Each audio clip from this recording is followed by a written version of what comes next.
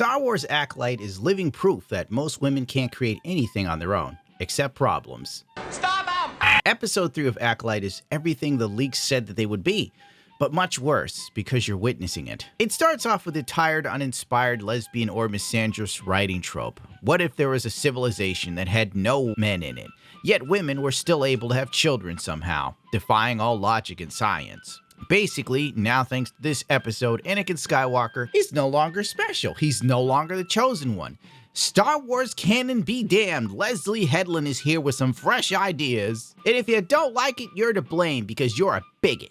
Don't ask questions, just consume product. Modern Marvel already had this idea years ago with the character American Chavez, the hero created by a dumpy lesbian that looks a lot like Tipster. I know you're shocked. Basically, in their world, the women have children through the power of magic and love and friendship. It's kind of like My Little Pony. Either Leslie Headland stole this plotline and idea from them, or all lesbian writers had the same tired-ass ideas. So basically, this storyline is lesbian witches fight oppression, and they have children through the power of the Force. The flashback drags on for far too long, and it becomes a chore to watch, unless you're a critic on Rotten Tomatoes.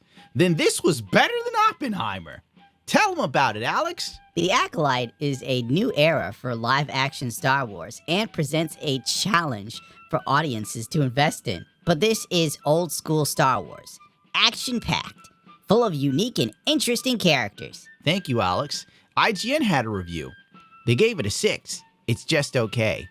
Which basically means this is actually a 2, but IGN rarely ever grades their corporate overlords correctly. The third episode of The Acolyte adds a lot of tantalizing new layers to how we perceive both the Jedi and the Force, even as there's still frustrating aspects to how the story is told. Tantalizing new layers. And what are they, pray tell? The child actors being annoying throughout the entire episode, giving those fatherless behavior vibes for minority children? Is that it? Or the Jedi are bad? No, the Jedi are good. These are lines directly from the show, and they're delivered just as poorly as it was written. The Jedi are bad. The Jedi are good. How does it feel to have lived long enough to see all of your favorite franchises go down in flames? I'm fine. I'm perfectly fine. Well, anyway, there's a whole dance ritual segment that looked like it was perfect for a Doja Cat video. And it featured a cameo by Senua from Hellblade. Dude, it's just the exact makeup Senua has. They also gave out a powerful chant made to ward off any legacy Star Wars fan. Did what any outsider would do. Made weird art. Behold! Cinema! The power of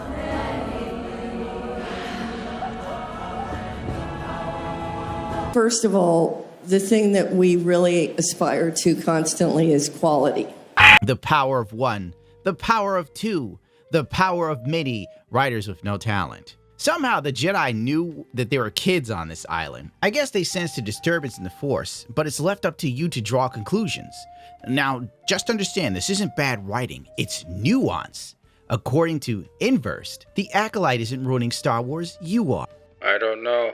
I wasn't paid $180 million to make a lackluster show that focused heavily on gender and diversity, as well as sexuality, completely diverting away from the message at hand that was supposed to be about Star Wars. Instead, it's about the message of equity, a much less fun and interesting show topic, but here we are, and we're only 3 episodes in of 8.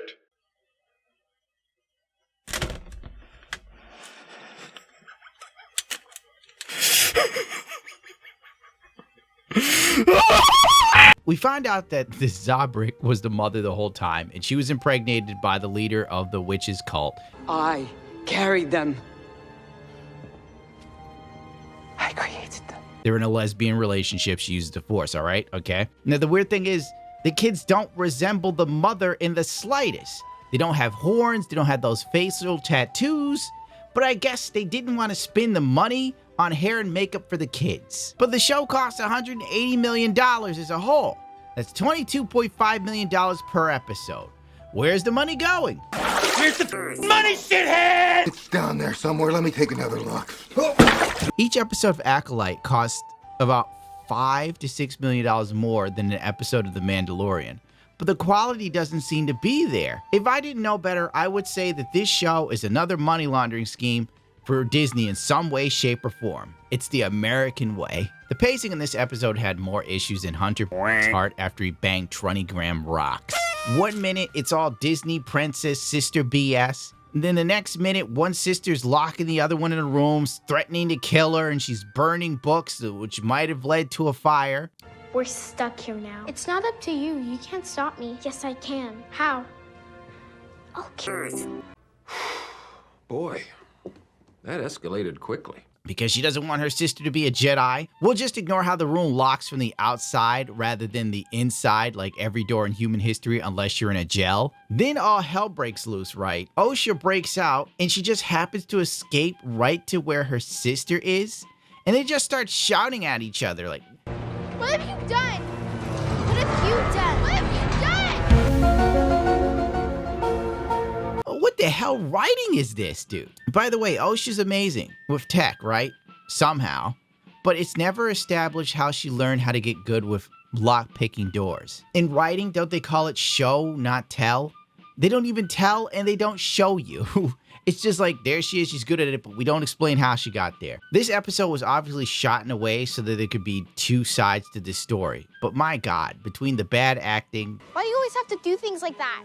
the uninspired set designs that seem claustrophobic, it's supposed to be an entire village in a world, and it just doesn't feel like it. The sophomoric writing. How many spice creams are you gonna eat tonight? I think I'll eat at least 4. You're just sitting here watching $22 million burn. More money than you ever see in your life was in this episode. And what did you glean from it? That Star Wars is trash now, dude. If this is what diversity gets us in Star Wars, well, I'm just going to take a cue from minority women on dating applications. Bring on the white men. I saw this meme on Twitter today that perfectly summarizes the current state of Star Wars Acolyte. In the prequels, Anakin Skywalker becomes a powerful Force user corrupted by the dark side. In the originals, Luke Skywalker learns to use the Force to save the galaxy.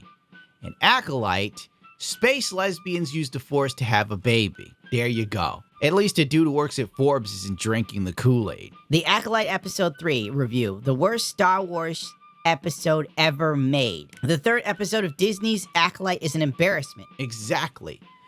This show should be canceled halfway through. Don't even bother airing the rest of it. Bro, I wouldn't be surprised if they willowed Star Wars Acolyte, because this is as bad as Willow. And I know because I saw Willow recently. I still have the episodes on my computer because I was going to do a video, but I couldn't make it past the third episode. I don't know how anyone could watch these episodes and turn it into a 10+ minute video. You'd have to take the show apart with a fine-tooth comb, which there's plenty here, with the bad writing, the shitty set pieces, the pacing issues, nothing making sense, the plot holes, the moronicism. But honest to God, this show is not worth your life force or mine to put that much energy into. Mahler probably will, but I sure as hell won't.